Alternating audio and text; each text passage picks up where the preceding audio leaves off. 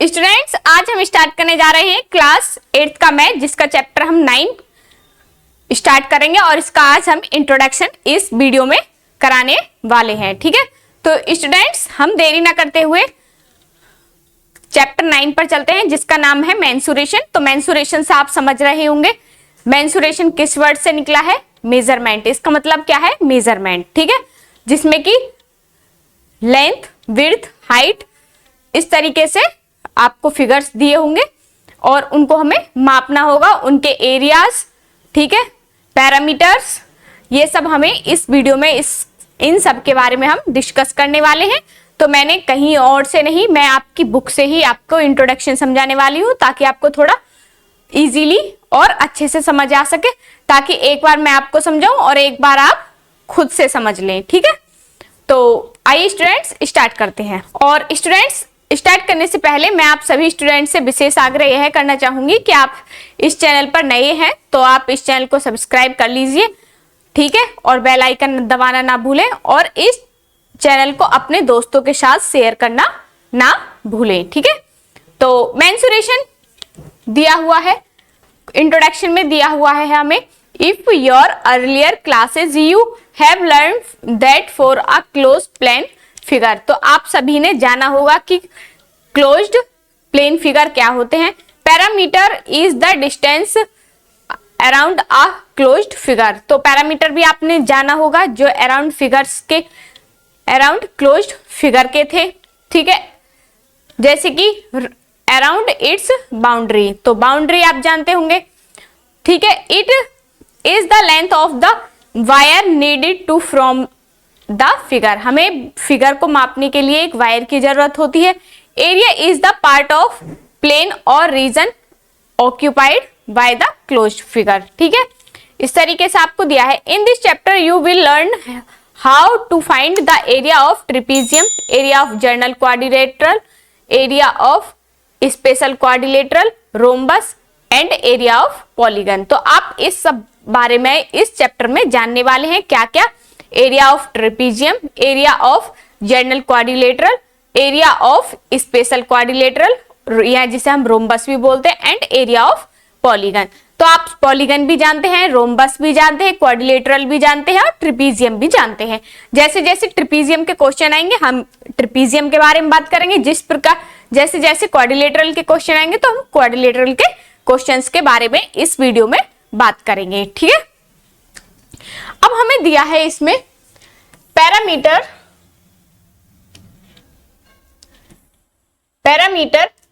And area of plane shapes.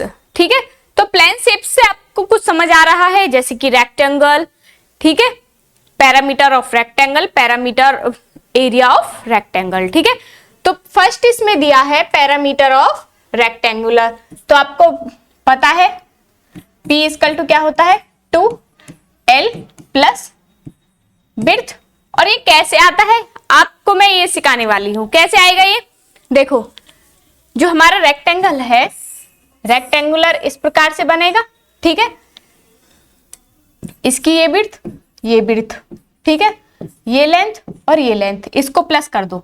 P equal to क्या है? B plus L, B plus L, तो क्या हो गया? 2B plus 2L। तो इन दोनों में 2 कॉमन है, तो 2 कॉमन ले लिया तो क्या बन गया? L प्लस B है, B प्लस L, बात एक ही है। तो फॉर्मूला हमारा कैसे बना? इस प्रकार से बनेगा ये फॉर्मूला। तो रट्टा मारने की भी आपको जरूरत नहीं है। अगर रट्टा मारना चाहते हैं तो रट्टा मार सकते हैं, अन्यथा रट्टा मारने की कोई जरूरत नहीं। इसमें सारी जितनी भी हमारी साइड्स हैं उनको सभी को प्लस कर देना है, बस इतना कर लेना। जैसे मान लीजिए एक आपको ये रेक्टेंगल दे दिया, ठीक है, ये 2 3 2 3, तो इन सभी को जोड़ दो बिना फॉर्मूला के भी। 2 प्लस 3 प्लस 3 प्लस 2, तो कितना आ गया? 6 और 6 12।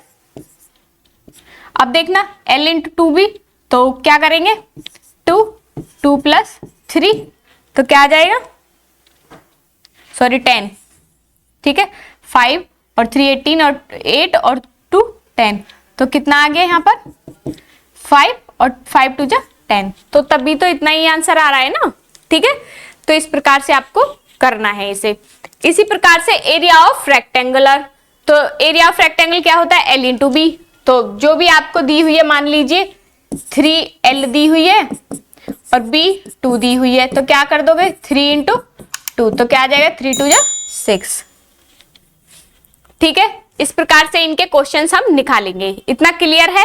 पैरामीटर ऑफ रेक्टेंगल और एरिया ऑफ रेक्टेंगल आपको समझ आ गया।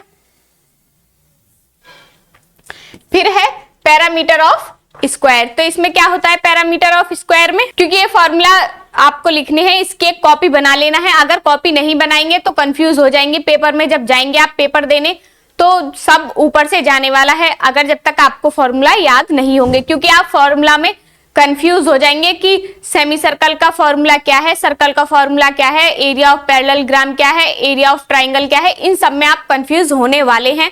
इसीलिए मैं आपको बता रही हूं कि आप इसमें कंफ्यूज ना हो, इसीलिए इन फॉर्मूलाओं की एक कॉपी बना ले। मैं पिछले जब से मैंने पढ़ाना स्टार्ट किया है, मैं तभी से आपसे बोल रही हूँ कि कॉपी बना लीजिए एक फॉर्मूला की। ठीक है, एक फॉर्मूला की नोटबुक बनाने से आपको बस इतना लाभ हो जाएगा कि जब आप एग्जाम में जाएंगे तो एक तो आप चैप्टर वाइज बनाएंगे। जैसे मेंसुरेशन है तो मेंसुरेशन के एक डालिए चैप्टर का नाम और सारे फॉर्मूला उस चैप्टर में लिख दीजिए। 1 पेज 2 पेज में सारे फॉर्मूला आ जाएंगे। लेकिन जब आप मेंसुरेशन का आपको पता है कि क्वेश्चन किस प्रकार के आएंगे, क्वेश्चन देखते ही पता चल जाएगी भाई हाँ इसमें ये फॉर्मूला लग रहा है। और जब आप एक बार इस चैप्टर के फॉर्मूला लिख के क्वेश्चंस करेंगे, क्वेश्चन भी हो जाएंगे और आपके फॉर्मूला भी याद हो जाएंगे इजीली, कि भाई इसमें हमसे पूछा है एरिया ऑफ सर्कल, तो अपनी कॉपी खोलेंगे तो एरिया ऑफ सर्कल का फॉर्मूला लगा देंगे। इससे आपकी प्रैक्टिस भी हो जाएगी, क्वेश्चंस भी इजीली हो जाएंगे और आपके जो फॉर्मूला है वो भी याद हो जाएंगे। ठीक है, इतना समझ आया? तो मेरी आपसे रिक्वेस्ट है कि आप एक फॉर्मूला की नोटबुक जरूर बनाएं। ठीक है, ठीक है। तो तीसरा स्टार्ट करते हैं, पैरामीटर ऑफ स्क्वायर। तो इसका क्या होता है 4 इंटू ए, इसका मतलब है 4 इंटू लेंथ ऑफ साइड्स, मतलब सारी साइड्स के हम 4 में मल्टीप्लाई कर दें। ठीक है, तो इसका क्या है 4 इंटू ए, तो साइड में इसकी मल्टीप्लाई कर देंगे। ठीक है, एरिया ऑफ स्क्वायर क्या होता है ए इंटू ए, मतलब ए स्क्वायर। इतना समझ आया? आपके में फिगर भी दिया हुआ है तो फिगर देखते हुए चलना है कि स्क्वायर का एरिया क्या होगा A square, area of square A square, और एरिया पैरामीटर ऑफ स्क्वायर क्या हो जाएगा 4 इंटू ए, मतलब 4 मल्टीप्लाई साइड। ठीक है, इसी प्रकार से आपका 5th पॉइंट है, parameter of a triangle is the sum of the length of its 3 sides. अगर कहीं पर आपको क्या दिया हुआ है पैरामीटर ऑफ ट्राइंगल और is sum of the length its 3 sides, तो उसकी जो तीनों साइड्स है उसको सम कर देंगे। ठीक है, इसी प्रकार से पैरामीटर ऑफ रेगुलर पॉलीगन दिया हुआ है, क्या है number of sides of the polygon, जितनी भी उसकी साइड्स हैं multiply length of one side. ठीक है, number of sides of polygon और multiply length of one side. ठीक है, so perimeter of equilateral triangle क्या होता है 3 इंटू साइड्स, तो जो भी इसकी साइड्स होंगी उसी को 3 से मल्टीप्लाई कर देंगे। अगर कहीं पैरामीटर ऑफ इक्विलैटरल ट्राइंगल आता है, कहीं से पूछ ले आपको parameter of, find the parameter of equilateral triangle. इतना समझ आया आपको? ठीक है, इसी प्रकार से एरिया ऑफ ट्राइंगल क्या होता है 1/2, A equal to 1/2 base into height. ठीक है, इतना कंप्लीट है। और एरिया ऑफ पैरेललोग्राम क्या होता है बेस इंटू हाइट। तो सारे जितने भी आपको दिए हुए हैं। फिर है the distance perimeter round the circle regions is known the circumference. तो इसको हम किससे जानते हैं, सर्कुफेरेंस का फॉर्मूला क्या होता है C equal to pi into D. C equal to क्या होता है पाई इंटू डी। तो डी के लिए क्या लिख सकते हैं C equal to 2 pi R. इसका फॉर्मूला क्या हो जाएगा 2 पाई आर भी हो जाएगा। ठीक है, इसी प्रकार से एरिया ऑफ सर्कल पूछे तो क्या हो जाएगा पाई आर स्क्वायर। ठीक है, तो क्या हो जाएगा पाई आर स्क्वायर। कुछ इसमें और भी दिए हुए हैं तो उन्हें देखते हुए चलना है आपको। जैसे कि फिगर्स दे दिए हैं, एरिया ऑफ ट्राइंगल ये सेम ही है तो निकाल देना है। ये आपको क्वेश्चंस दे दिए हैं इस प्रकार से। तो ये ट्राइंगल है तो इसका क्या हो जाएगा, ट्राइंगल का 1/2 बेस इंटू हाइट। तो बेस क्या है इसका 14 और हाइट क्या है इसकी 7, तो कर देंगे 49 मीटर स्क्वायर आ जाएगा। इस प्रकार से इन क्वेश्चंस को करेंगे तो प्रैक्टिस हो जाएगी आपको। और देखती हूँ कुछ समझाने के लिए है इसमें, और इसमें ऐसा कुछ है नहीं, तो आप जो इसमें क्वेश्चंस दिए हुए हैं उन्हें कर लेना।